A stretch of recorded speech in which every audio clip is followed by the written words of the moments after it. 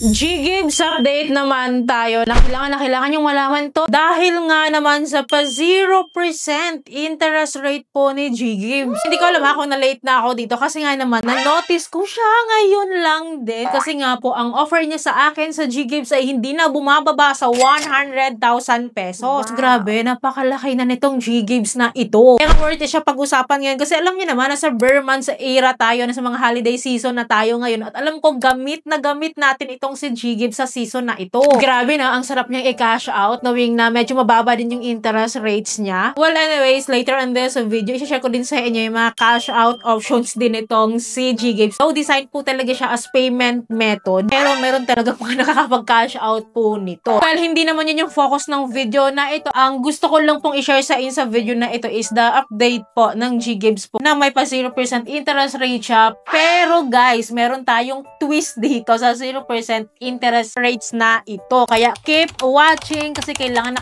yung malaman to. Well, anyway, sa mga hindi pa po aware sa G-Gibbs, si G-Gibbs po is a pa-shop now or pa-buy now, pay later po ni GCash loan product. So, ang mga kapatid niya po dito ay si G-Loan at saka si G-Credit. Pero ang pinakakapatid niya talaga ay si G-Loan kasi parehas po sila ng loan provider which is si Fuse Financing na formerly a Fuse Lending po. So, G-Gibbs po, in short po, sa mga hindi pa rin nakakaintindi, siya po ay hulugan. Ito po ay installment basis po talaga. Which is ang kagandahan po kasi kay G-Gibbs, no, hindi po siya naglilimit po sa isang products lang po. So, pwede po natin siyang gamitin sa mga services. Napakadami pong affiliated po itong si G-Gibbs ngayon. Marami siyang mga partner na store nationwide talaga. Daang libo po yung kanyang partner merchant that we can use G-Gibbs as payment method. Well, sa G-Gibbs po ay may loanable amount po siya from 1,000 up to 125,000 pesos. Wow. So, for now na medyo napag-iiwanan ng konti itong si G-Gibbs ngayon kasi recently lang na-feature ko itong si G-Loan na nag-offer na po siya ng maximum credit of 150,000 pesos, no? Withdrawable good as cash po yun. While itong si G-Gibbs po is napako pa rin siya sa 125,000 na maximum loan offer po. At ang repayment terms po ni G-Gibbs po, ang pinaka-standard niya from 2 months to pay up to 24 months to pay. Kaya ito nga yung pag-uusapan natin ngayon kasi mayroon na siyang pa 1 month to pay with 0%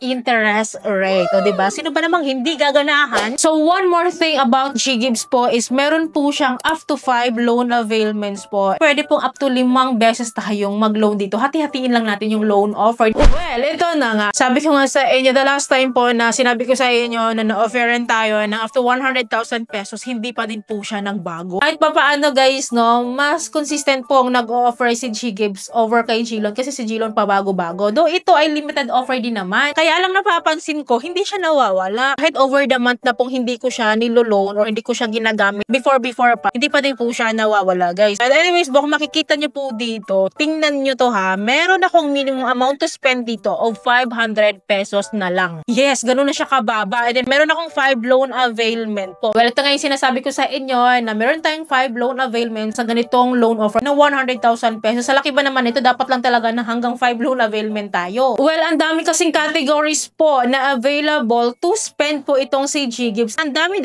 po talaga nito, either retail, supermarket, services, pharmacies, dining. Napakadami pong categories po nito na pwede natin gamitin si G-Gibbs as payment method. So, wag na tayo magpatumpik-tumpik dito, no? So, tinaray ko po ito sa QR code. In-scan ko po itong si G-Gibbs para makita natin yung 0% interest rate na sinasabi ko. So, sa 500 pesos no, na minimum amount to spend niya, yun po yung una kong tinry. And then, pipili tayo dito po ng source of payments po, which is po dito, ang pipiliin natin is si G-Gibbs. At kung makikita nyo dyan, under ng 100,000 pesos, kaya dito, eligible tayo sa installment as low as 0% interest, legit. So, anyways, click natin tong installment option niya para makita natin yung buong details nito. So, kung makikita nyo dito, 500 pesos lang if ever yung gagamitin ko dito. So, pwede nating ma-avail yung 1 month to pay or 30 days to pay po ni G-Gibbs with 0% interest rate. Open natin yung details dito at dito na tayo mawiwindang. Kung makikita nyo dito guys, 0 interest rate siya pero meron po siyang processing fee na pinapatong dito sa 500 pesos. 25 pesos po yung processing fee niya. So guys, lumalabas po na 5% of the loan amount, yun po yung processing fee niya. Though 0%, guys, 0% interest rate niya. Ito na yung twist, no, na sinasabi ko sa inyo na hindi porket 0% interest, wala na tayong ibang fees na babayaran. So, binago lang at nilipat lang sa processing fee na 25 pesos. So, imagine ha, 5%. So, wala nang pinagkaiba, no? Though buo pa rin naman natin siyang magagamit yung loan amount natin na 500 pesos. Ang babayaran naman natin, no, is idadagdag yung processing fee doon na 25 pesos. To make it, ang babayaran natin is 525 pesos na. 5% again of our loan amount. At dito guys, na-discover ko po, do kahit sobrang taas ng loan offer natin up to 100,000 pesos. Alam nyo ba, sa loan offer ng 100,000 pesos, up to 4,000 pesos lang po ang pwede nating utangin with 0% interest with processing fee of 5%. So, 1,000 pesos guys, meron tayong 0% interest rate for 1 month to pay. Pero meron tayong option for 2 months to pay na meron na siyang interest rate na 2.59% sa 2 months ha. So anyway, sa 30 days to pay, 0% interest rate. Ito yung details niya. Kanina sa 500 pesos, ang processing fee niya is 25 pesos. So 1,000 pesos, 50 pesos yung processing fee niya. Kasi nga diba, processing fee niya is 5% of the loan amount. Kaya nagbabago-bago time to time. Para maniwala kayo, no, nilipat ko yung loan amount into 2,000 pesos. So ganun nga po. So sa 2,000 pesos po, may processing fee siya na 100 pesos. 5% of 2,000 pesos is 100 pesos. Sa 3,150 yung processing fee niya. Sa 4,000 pesos po na loan amount, ito na yung last amount na maa-avail natin na 0% interest rate, pero yung processing fee niya po is mataas din. 200 pesos na kasi nga 5% of the loan amount. Though 30 days to pay or 1 month to pay lang siya. So guys, yun yung pinaka-twist dito. Grabe yung promotional strategy po ni GGives ngayon. May pa 0%